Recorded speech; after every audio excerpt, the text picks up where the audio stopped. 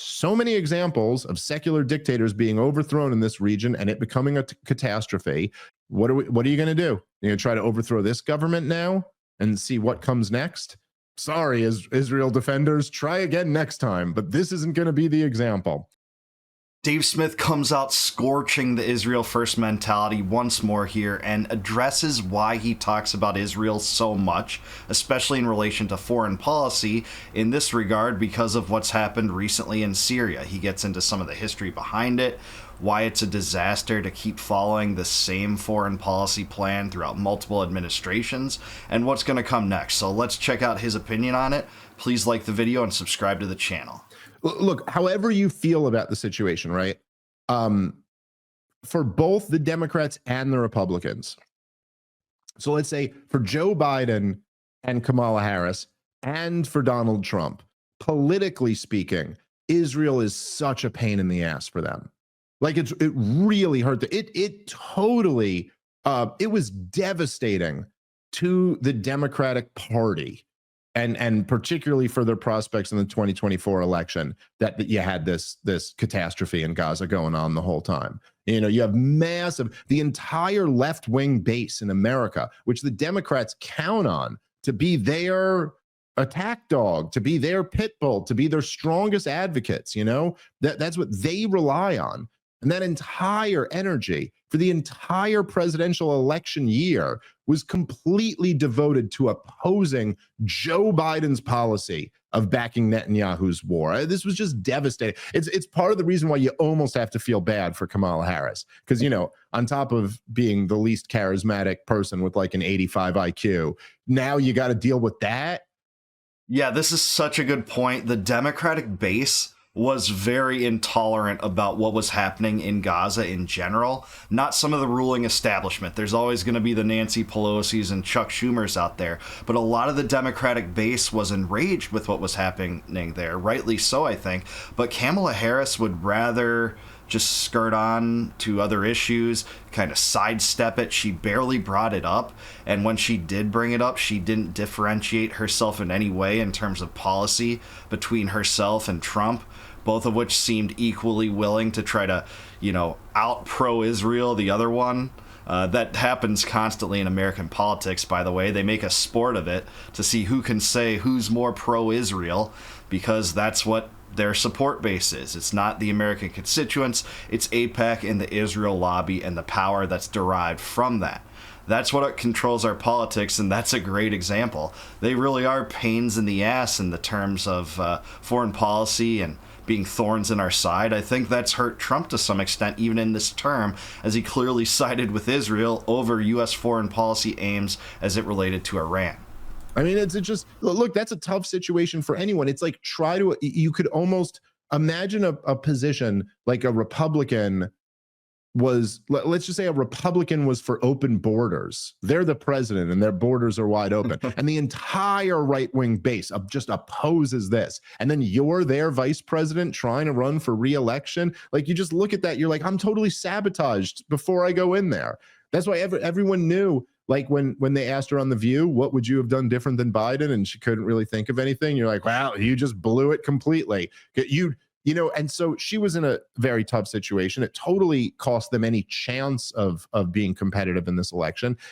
Totally agree. Many of the dissidents went toward Trump, not necessarily because they innately liked Trump, but they actually thought he was better on some other foreign policy related issues or issues related to transparency. I don't think his presidency has turned out well in regard to that, especially with rearming Ukraine, hiding the Epstein story, covering it up, absurdly calling it a Democratic hoax, getting involved in that war with Iran, which isn't over, by the way. That's not going to go away. We're going to clamor for, you know, the fact that Iran's close to acquiring a nuclear weapon again, try to put regime change back on the table. But at the same time, Kamala Harris was seen as even worse to many dissidents in that regard, because at least Trump was flirting with that kind of rhetoric. Harris didn't. And she just did not address the genocide in Gaza, at least not fiercely enough at all. And again, seemed not to differentiate herself from Trump in this regard. And now Donald Trump, again, as we pointed out, when he's bombing Iran, he's got to deal with Bannon and Tucker and all like his guys being furious at the policy. And so It's a huge political thorn in the heel of both major parties, and yet they keep funding it. Like, what do we know about politicians, typically speaking? If something's politically bad for them, they just won't do that. The politician could have told you he's your best friend in the world 2 days ago, and if he finds out it'll cost him votes if he talks to you anymore, he'll just never talk to you again, because they don't have souls. They're politicians. But not when it comes to this. And again, as we've mentioned all over, you really can't even imagine that, like, Israel they're becoming so they're seen as a pariah state because of their destruction of Gaza, and they won't even stop building settlements on the West Bank during that time. They're like, no, screw it, we're going to do that too. Or not only flirting with war with Iran, actually launching a war with Iran. He's right about the West Bank settlements too, not only in regard to assuming territory in Syria, but also in Lebanon. Talking about establishing concentration zones in Rafah. You have former Israeli politicians like Moshe Feiglin coming out and blatantly saying every Palestinian child is the enemy. It's absurd, but the U.S. chooses Israel over its own well-being every single time. And this happens regardless of Democrat or Republican. Very few have skirted this tendency.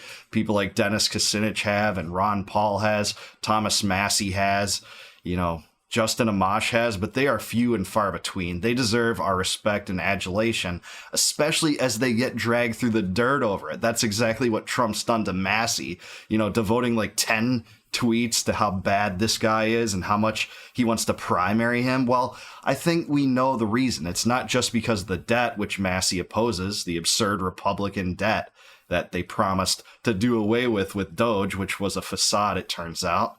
$2 trillion in projected cuts turns out to be $9 billion, and they offset that anyway with a gargantuan new Pentagon budget and this $5 trillion debt spending bill that they just passed, but also because of Massie's exposure of the Israel lobby and its power. They're going to do the same to Marjorie Taylor Greene. She's brought that up recently on Tucker Carlson too, so watch for that. But yeah, Dave's right. Also, we're going to bomb Yemen. Also, we're going to bomb Lebanon. Also, we're going to bomb Iran. Also, we're going to bomb Syria. Like, just attacking everyone, and then sitting back and going, hey, we're this teeny little Jewish state surrounded by a sea of hostiles. And it's like, well, for somebody who claims to be so vulnerable, you sure act as if you just have impunity. And why do they have impunity? Because the U.S., the most powerful government in the history of ever, will back them up no matter what. That's so true, and they dare, after all this, bombing Syria, bombing Iran, expanding West Bank settlements, violating the ceasefire that Trump orchestrated in Gaza, they have the nerve to just say, Israel has a right to defend itself. And that's what we're facing. We're facing an existential threat. Hamas wants us all dead. Iran wants to wipe us off the face of the earth. But, that's what we're at. Israel must defend itself no matter what. It's absurd. No one believes this that looks at this with a critical or even skeptical eye. That's for sure. And so anyway, Syria, look, what can you say at this point? I mean, I don't know. Like, you guys worked for years to overthrow the secular dictatorship there, even after seeing so many examples of secular dictators being overthrown in this region and it becoming a catastrophe. You've now put the only group in the region who actually is a legitimate enemy of the American people.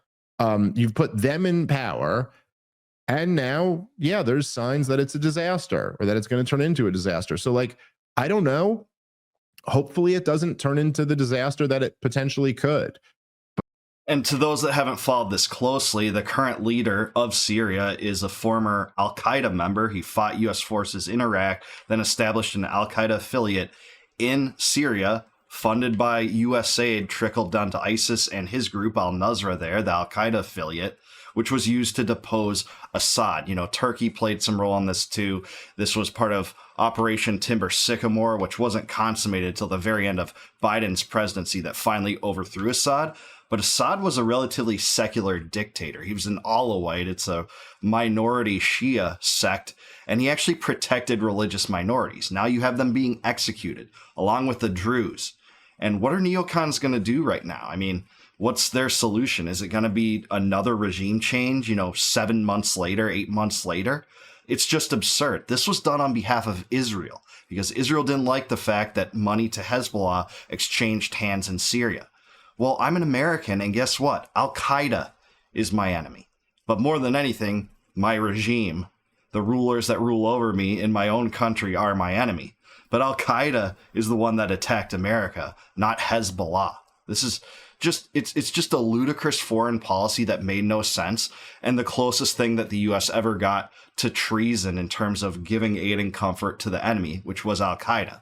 You know, no one will ever say that way in prominent political stage. You know, they'll never apologize or be held to account for that treason. They'll never be charged, by the way, like they threw charges at Assange and Snowden. Heroes, by the way, but that's the truth. But I don't really know what else to even say at this point. I mean, I don't think, you know, you feel horrible for any of the innocent people who are caught there. What are you going to do? You're going to try to overthrow this government now and see what comes next? You know, it's a terrible situation that was intentionally created by, ironically, a lot of the same people who were responsible for the Russiagate hoax. I mean, it was Barack Obama and John Brennan who consciously made the decision to arm Al-Qaeda and ISIS. And that is, as I've been saying for many, many years now, but it can never be overstated enough that because the word treason gets thrown around so much, but that is actually what treason means. Like, that's what the term means. Giving aid and comfort to the enemy in wartime. It's like one of the, you know, worst scandals I've ever seen in my life. Certainly so, and that's why Tulsi Gabbard got so much flack when she met with Assad, talked about how U.S. intervention in Syria was a total mistake and total disaster. That's what made her persona non grata of the Democratic Party. It wasn't all the other things you might have heard about her, that, you know, she's a Putin agent or a Russian sympathizer. It wasn't that. It was primarily because what she said about Syria. And look, Dave's right. And by the way, this was bipartisan, this support for guerrilla groups in Syria, which has bit us in the back, just like every support for guerrilla groups did, from Iraq against the Iranians in the Iraq-Iran war to the Mujahideen against the Soviets in the Afghan-Soviet war. It always bites America in the back. And it was bipartisan. You had John McCain over there taking pictures with Al-Qaeda fighters. This was like 11 years removed from 9/11. And our politicians and political class just get away with this. Like, it's no problem. They have a new war propaganda scheme to sell you, and it accounts for all this. You know, we must do this on behalf of the Kurds. Assad gassed his own people. All this gaslighting that they throw at us facilitates this. And, you know, the independent media wasn't around back then to really expose it like they would be now. And that's one thing that I'm particularly hopeful about, the fact that dissident views on foreign policy are coming to light more now than ever. Another one that I don't think anyone will be held responsible for, but yeah. So anyway, so that's the situation there. So I don't know. It's just really yet again a pathetic attempt by these Israel defenders to one be like, well, first of all, it's just a dumb, like, irrelevant point. Oh, you care about all these people dying here, well, what about over there? It's like, okay, even if it is a terrible thing that we're not talking about, there's still nothing wrong with focusing on one terrible thing. Like, okay, and it's not as if nearly as many people have died in the last couple weeks here as have died in Gaza in the last couple weeks or in the last couple years. There was horrible fighting in Syria, and a lot more people died during the civil war, but that's been over for years now, and that was only started because Obama started it. But yeah, this is a disaster, and it's a disaster specifically because they were on the list of countries to overthrow that the Israeli government and the US government agreed on. So sorry, Israel defenders, try again next time, but this isn't going to be the example. Yeah, Dave's right, of course. And what he talks about in relation to, hey, why don't you complain about the Druze dying like you do the Palestinians dying? Well, first off, I have seen a lot of dissidents complain about this because this is the fruits, the stupid, moronic, idiotic, vile, and evil fruits of supporting the overthrow of Assad in the first place. That the overthrow of the secular government, the secular regime, whatever you think about Assad, he did protect the Christians and Druze in his country. They're being annihilated now. So of course dissidents are talking about that as reasons to show why this was disastrous. Not only are dissidents talking about this, much of my ire is relatively directed toward groups that demand my money, that demand entitlement to the US Treasury, groups like the Ukrainians and the Israelis and the Taiwanese. They want to start proxy wars with all the big powers of the world, our criminal regime. And that's what gets my ire. Now, the second that people like Putin or Iran somehow gets a hold of more of my tax money, or to the levels that Israel has extracted from the taxpayers, which is the most of any country in the last century. Ukraine's making a run for it to catch up to that, but isn't quite there. Then those countries will get that proportion of my ire, indignation, and anger. That's why I focus on some of these circumstances more than others, even though I don't think it's right to say that, you know, non-interventionists aren't complaining about massacred Christians and Druze. Actually, we brought it up here a lot on the channel. I know Glenn Greenwald's brought it up, Aaron Matei's brought it up, Dave Smith's brought it up. All sorts of people have talked about this as just one of the poisonous legacies that was arming rebel groups against Assad. Now, Assad's displacement was something cheered on by neocons like Mark Levin and Ted Cruz and Ben Shapiro and all those people out there that were Israel firsters that did this on behalf of Israel because Israel always wanted Assad removed. They said, hey, you know, Assad's a phony, you know, essentially being a, you know, an empty suit working on behalf of Hezbollah. The Iranian influence is pouring in terms of terrorism as a result of Hezbollah. And the U.S. just jumped onto that and as if this was Al-Qaeda, and going as far as to aid Al-Qaeda. This was aiding and abetting the enemy, exactly what Dave said. So that's the situation we have in Syria. It was an Israel first policy that brought us to this point. And those that complain about this now that are neocons have to face that. They have to face that these are the ramifications of the policies they always supported. The regime change operations they always supported. The U.S. empire building they always supported. These fruitless military endeavors that never pay any dividend or benefit to the American people at all. But I do want to hear what you guys have to say. Let me know down below. Is Dave Smith right about Israel? Is this why we talk about Israel all the time? Is there any benefit to this regime change operation that went down? Let me know in the comments below. Please like this video, subscribe to the channel, subscribe to Dave too. Great coverage of this issue there. And please consider becoming a YouTube member. If you do so, click the join button below. You will support the channel and get access to all of my videos before they go live on YouTube. And until I see you guys next time, no more war, no more debt, no more inflation, and no more empire. Peace out, guys. Catch you in the next one.